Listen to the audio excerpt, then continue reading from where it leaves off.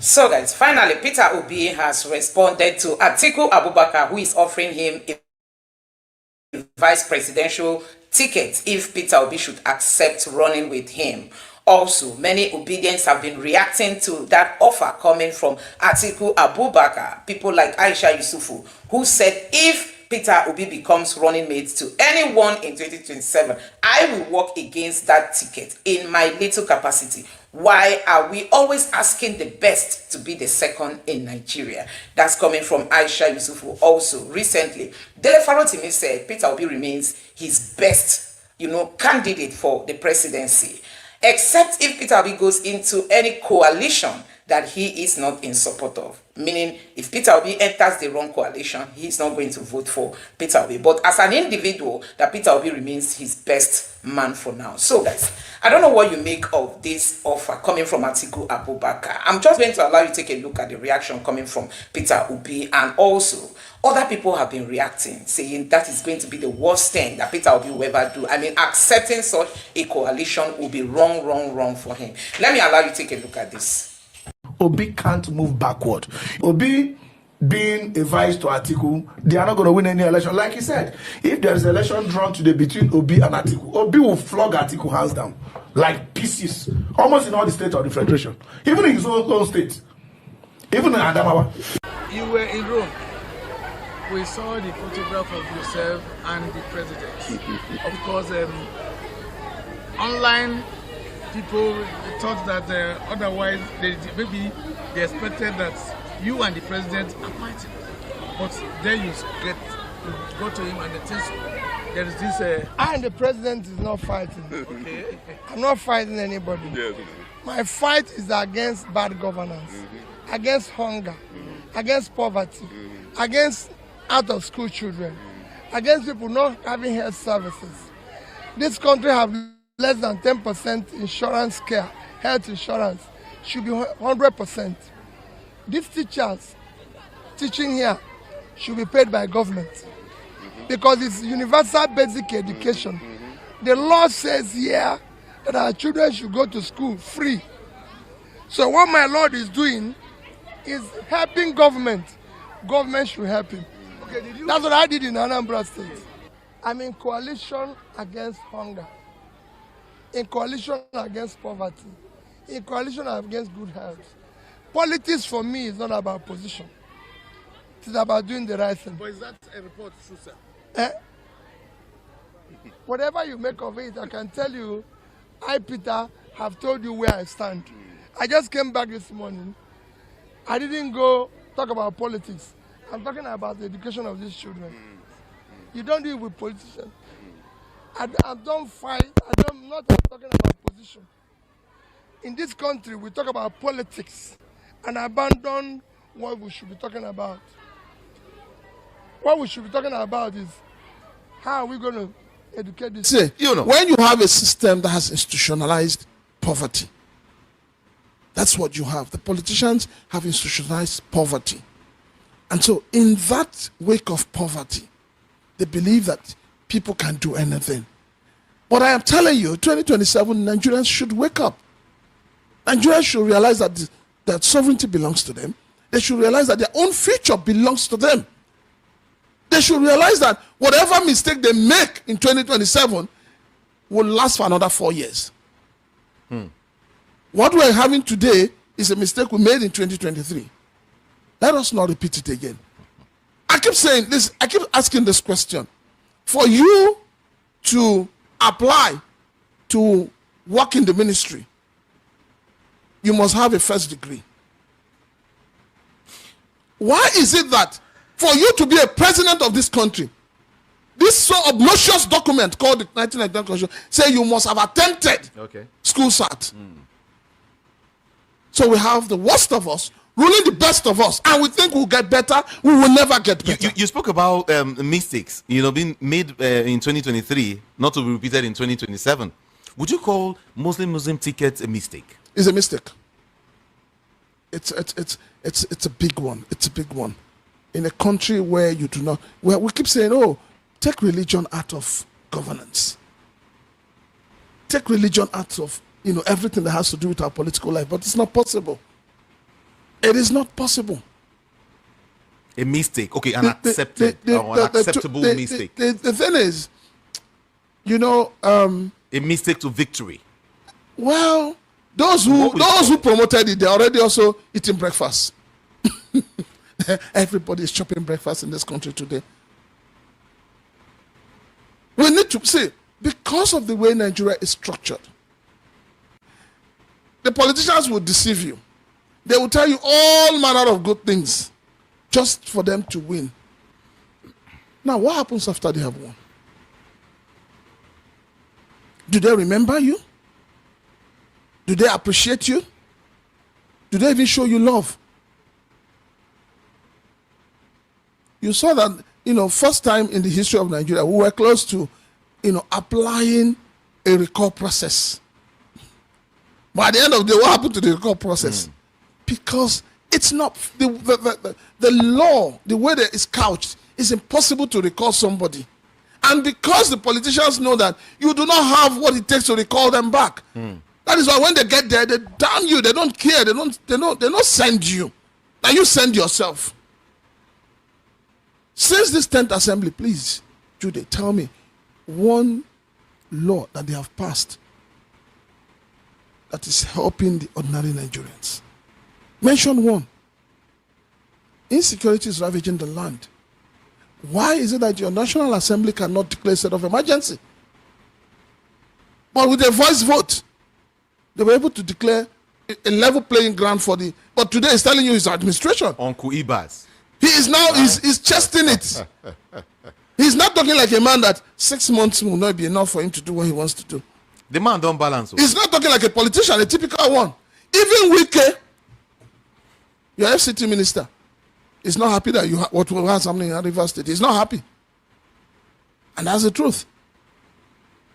But he's not happy now.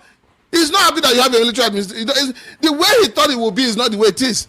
You forget, say, so Jaman know they take instruction. But don't forget, Ibas and Wike, they're friends. When it comes to power, there is no friendship. Power corrupts. Absolute power corrupts. Absolutely. Thank you. So that is just it. So as it is today, Ibas can declare that Wike cannot enter Rivers State. He will not enter. That is it. He's in charge. Are you going to want this country to remain? I'm telling you the truth. It's not the political class that are holding this country together. They don't care. The people are the ones holding this country together. The poor people, the poor Nigerians, the average Nigerians. They're the ones who are still holding this country together. Don't think it's the politicians. And that's why in everything they're doing, they're still scared of the people. Honestly speaking, they're scared of the people. And that is why the government, first of all, the government that came to power in 2015 with protest, today has made it impossible for anybody to protest. And that was why they sent that message when those little children were arrested and charged for treason, wanted a change. And unfortunately, they didn't think straight of what kind of change they want. It's like when Buhari was campaigning in 2013, before the election. He kept shouting, change, change. Nigerians kept shouting, change, change. But all were under sea. So at the end of the day, what did he give to Nigerians? He changed Nigerians. He told you that the Nigerian youths are lazy. And people clapped. The problem we have in this country is the way we clap for politicians. You saw the other day, Jam Registrar was crying and people were clapping. And I was asking myself, what are they clapping for? When you have a serious issue. He was crying now. Because if we do, he's not being felt. Because he told us during the campaign he was going to be in charge of security. It has always been like that, even during Buhari. No, except I remember when Buhari left, went out of the country. That was when Oshibajo was able to, he transmitted power. Yeah, and then when since he came this back, president has been traveling, have you heard them tell he has transmitted power? No. We need to stop this mindset of having vice presidents as spare tires that are hardly used. That's the truth. We need to. And this is why we're saying that this 1999 constitution needs to go for Nigeria to breathe. It needs to go. There are wonderful things in that document, like the social contract. But who is implementing it? Who is implementing it? You have a constitution that makes it difficult for you to even hold your leaders up. Want you to benefit from this. This is for those who want to position or reposition themselves.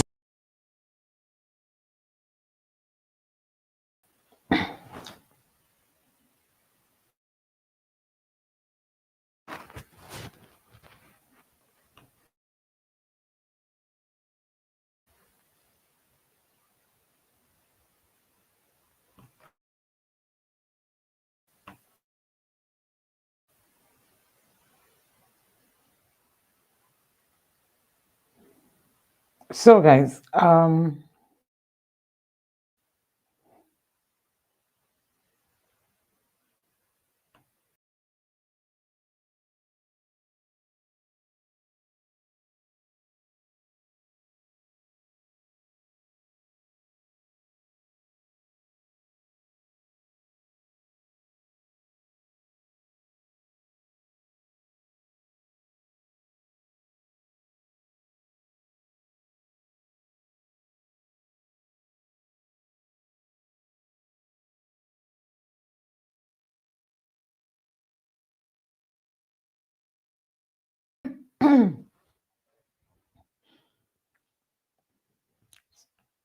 so guys, sorry for that break in transmission.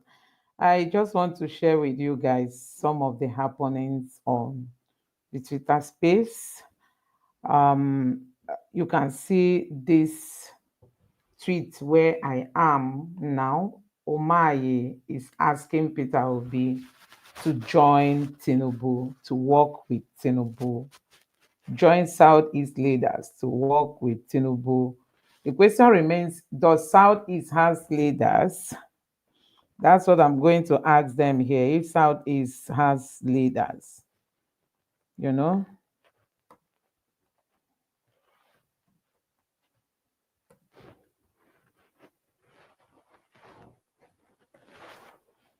If we have leaders, because Omaye is one man, who has sold himself to the political class. Have you ever seen Omaye discuss issues that has to do with Ndibo? Have you ever seen Omaye discuss issues that has to do with Ndibo? Have you seen Omaye discuss even nnamdi Kanu that is undergoing what he's undergoing? Have you seen Omaye come out to speak about nnamdi Kanu's ordeal? They see it as a taboo. They don't want to talk about it. They don't want to do anything about what the Southeast is going through. All they know is about their own pocket. The Southeast leaders, they've betrayed the Southeasterners, I must tell you. It's really shameful that we don't have leaders that speak for us. We don't.